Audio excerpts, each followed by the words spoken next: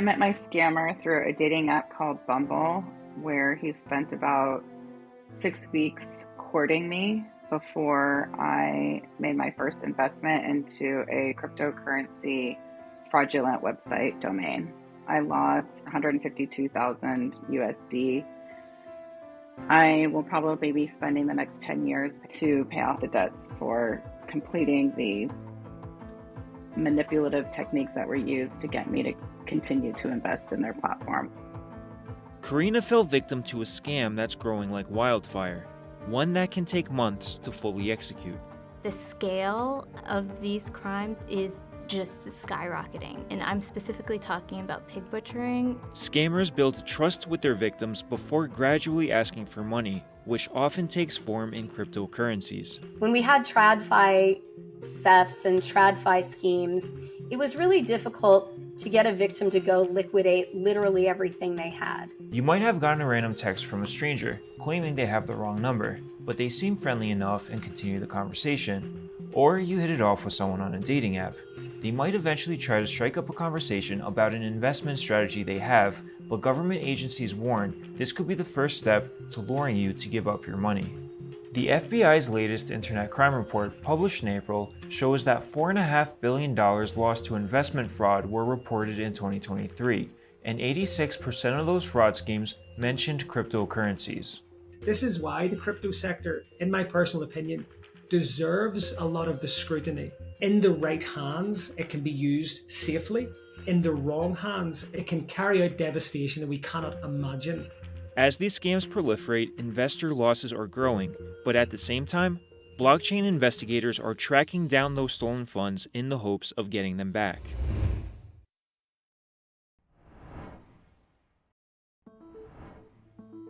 Pig butchering smacks you in the face and makes you wonder, what is this? What is this woman talking about, in a way that terms like financial grooming don't? Pig butchering got its name due to the nature of how it's typically executed. The victim is first fattened up. Our scammers will spend up to 4 to 5 hours a day texting their victims. The victim will note that this scammer has become the relationship they always wished they had. Holding their hand through every piece of it, they will direct our victims to take money out of their banks and invest it into what they believe is a cryptocurrency platform. The fraudulent website platform that they used was mimicked after a real cryptocurrency trading platform called Kraken Futures. And the website was built in a way that it looked like a completely legitimate cryptocurrency trading platform. It had options, spot. Our scammer already knows, because they've spent this extended time with our victim, that our victim has a 401k, that they have college funds for their kids. And this scam will not end until our scammer gets every last penny that our victim has. The rise of fake investment apps, especially legitimate-looking crypto apps, has forced big tech to respond. In April, Google sued 2 developers alleging they created very convincing but fraudulent investment apps for the Google Play Store. The filing says at least 100,000 individual users downloaded the apps. They created fake companies and fake apps that enticed users to invest. And in doing so, that investment led to them losing their money.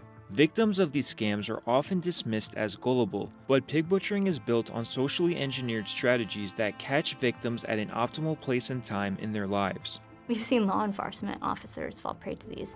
We've seen lawyers, we've seen teachers. And not only do they know what to say, but they know how to stage it and what works. By day 3, they should be using terms of endearment and calling them honey. That 2023 Internet Crime Report from the FBI found the vast majority of reported investment crime was tied to crypto. The underlying technology allows for peer-to-peer money transfers, making it a great tool for remittances. Transactions don't require middlemen, which scammers use to their advantage to move funds around the world. It moves quickly, it moves cheaply. All our victim has to do is push a button on their phone and they've transferred hundreds of thousands of dollars. But the blockchain, the same thing that makes crypto so speedy and potentially so appealing to scammers, also makes it perfect for tracking down stolen funds. Chainalysis gave CNBC a behind-the-scenes look at its Reactor tool, which tracks the flow of funds on a blockchain. We can see what tools and services that they are purchasing, reinvesting those profits, but we can also see them cashing out to clusters representing cryptocurrency businesses, like an exchange, for instance. And this is a beautiful lead for us investigators and law enforcement. Tracing funds down to an exchange can be key to an investigation, as the exchanges may have the information needed to identify criminals. Anti-Money Laundering and Bank Secrecy Act practices push crypto exchanges to report illicit activity to law enforcement. We work with law enforcement such as the FBI behind the scenes, both in terms of us helping to identify potential victims and engaging with them, as well as engaging on asset recovery. In May, the Tech Against Scams Coalition was launched by crypto exchange Coinbase in collaboration with other crypto businesses, as well as Match Group, which is the parent group of Tinder and Hinge, and the Global Anti-Scam Organization, to work together in combating scams, including pig butchering. One of the key realizations we had as we were all working independently and occasionally bilaterally together is we were really better off when we had perspective from all the different pieces and parts. But tracking down the stolen funds is one thing. Seizing them is another challenge entirely. The blockchain analytic companies, they're the metal detectors. They can see what's happening. They monitor the blockchain effectively. Companies like Asset Reality, we're the shovel. We're the ones that make it easy for governments to seize assets.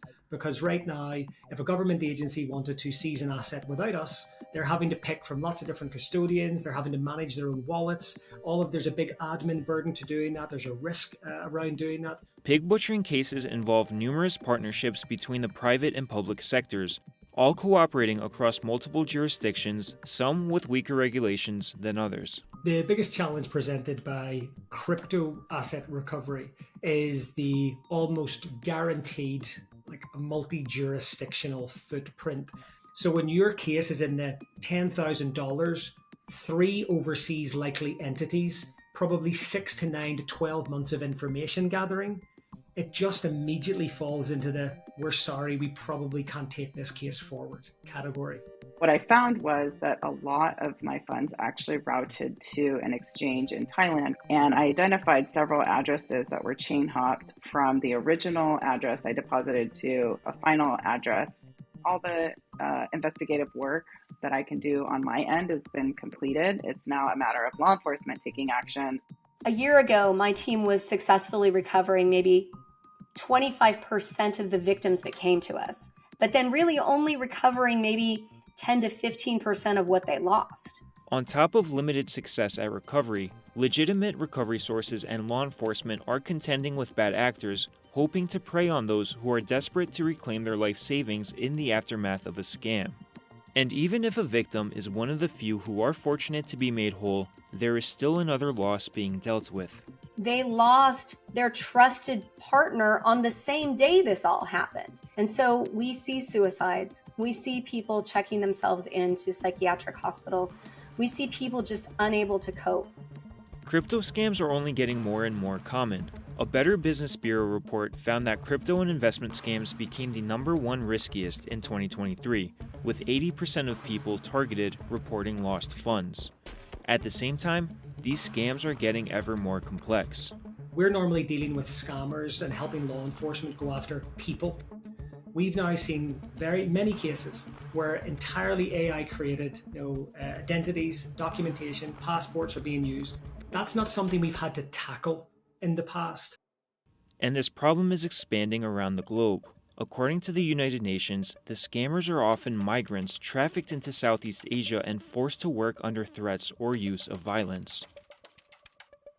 The FDIC says the best course of action to protect yourself from these scams is to remain skeptical. And if you do lose money, don't be too embarrassed to contact law enforcement. If victims can report to their local or federal authorities, that's the best way to have visibility on these instances, because the fact of the matter is they're more than likely not the only victim. What I encourage folks to do from a prevention standpoint is don't make financial decisions sort of alone in isolation. Meanwhile, big tech and blockchain detectives are ramping up their responses to these crypto-focused scams. We want our users to know that they can trust us to not only sort of proactively remove bad apps that are on our site, but once apps come through, that we're actually willing to go one step further and prevent those bad actors from doing it again. We started something called the Crypto Coalition, and we started with 85 members of active law enforcement back in October 2022. Today, we number more than 1,800 members of active law enforcement that are focused on cryptocurrency investigations. We need to understand that this is how bad guys move money today, and we need to be ready in law enforcement to investigate those cases. We are not there yet.